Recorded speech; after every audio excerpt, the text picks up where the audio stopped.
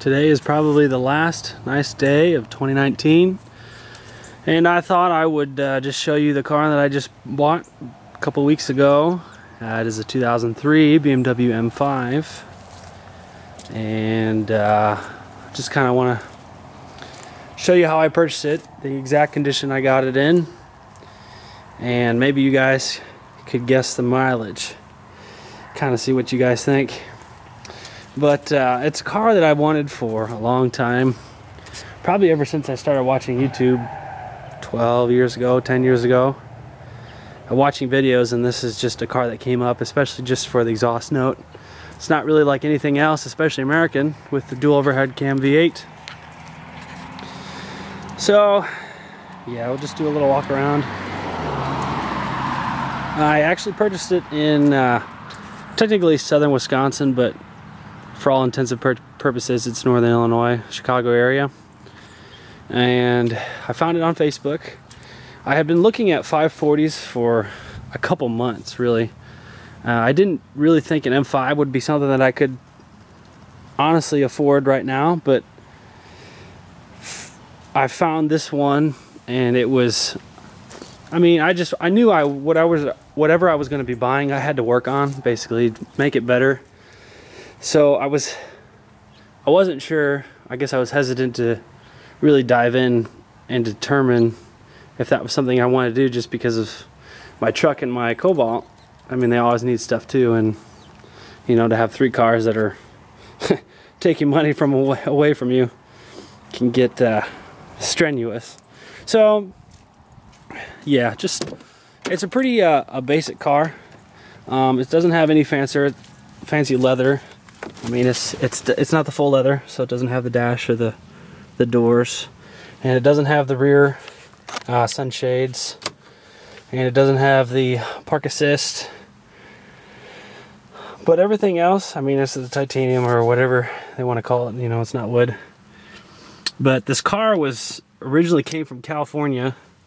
There's actually one of the things that attracted me to this car is it has a really good Carfax history. Whoever owned it took really good care of it, and they did a bunch of dealer service. They kept up onto it, and then I think they traded it for, or they traded it off at 100,000 miles or close to that.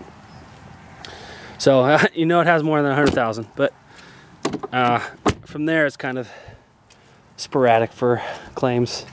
As far as how stock it is, you can see it has the carbon fiber, fake carbon fiber rear diffuser. I wouldn't say I love it, but I also don't hate it. So I'm not sure what I'll do there. I'll probably leave it there, more than likely. And then as far as exhaust, it's louder than stock. I mean, I guess I really haven't heard too many M5s as it was. So when I first heard it, I was like, oh, that sounds pretty good, but it's also not overly loud. But last week I did kind of just a full inspection, so I pulled the wheels off, raised the car up, looked under there, and it's spotless, which is awesome. I mean, it's completely spotless, and it's what I expected for a car that lived in California most of its life. And as far as exhaust on this car, it has the stock mufflers and stock tips, but it has no resonators, and the cats are gutted. You can actually see a window where they cut them out and removed them. So I don't know how I feel about that necessarily, but it is what it is. Well, you can see I just washed it. It's probably, yeah, the last time I washed it this year. But it's really clean. As far as under the hood, it has your typical valve cover gaskets, leaks. That might be, I'm not sure if that, yeah, that looks like a valve cover. So I have those. I've purchased those. I need to do that. And then I have 8 spark plugs. So the car does have a check engine light. He was actually nice enough to show me or pull up the codes when I was there. But it had a misfire on cylinder 8. And then it has the bank 1, bank 2 rear O2 sensors out of range, which makes a lot of sense if the cats are gutted. So we'll need to figure that out. I don't plan on putting cats in it, but I'm not sure I'll be doing, basically the plan for the whole car is to make it reliable, kind of bring it back. So I know I need to do a couple suspension components, and the front steering has a little play, and doing alignment obviously.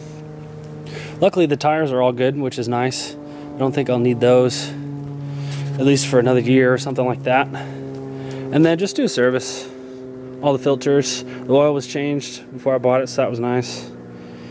And kind of just bring it back. It also needs a thermostat. The engine coolant temp doesn't get to full temperature, so I know it needs that. And hopefully get that check engine, the misfire. It's not really bad. I notice it, like when it's cold, it is fine. It's no problem. And then if you drive it and then you come back, like when it's partially warm, like half an hour or something like that, it'll miss pretty good below 2,000 RPMs of 1,700, something like that. And then you just drive a little bit and it'll clear up. So overall, I'm super happy, and I'm super happy for what I paid. If you guys want to guess, I'll disclose that information as well. But I want to see what you guys think of the overall condition. The trunk is not very good. Not very good. It has the upgraded sound system, M Power sound system. I don't remember what it is, but I guess that's another big complaint of these cars, is they have a poor quality sound system. And the 2000, 2001, 2002 cars.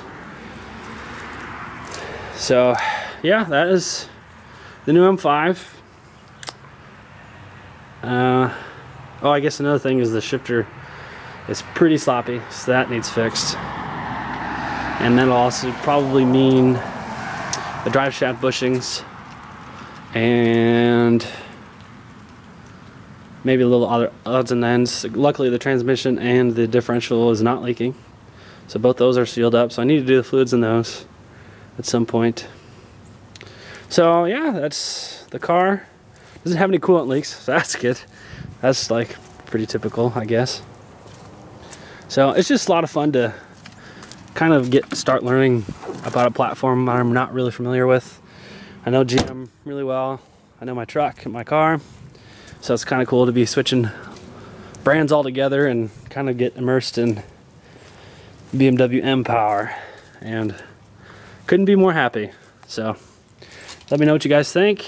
Put your guesses below on the mileage and the price I paid. And also let me know what you think I should make videos about. There are a ton of videos of the E39 M5s on YouTube. I mean, anything from maintenance costs to general repairs to just basic cost of ownership, and you know, is it the best sedan ever made, you know, this and that. So I don't really know what kind of content I'll be doing, but I'd like to do something.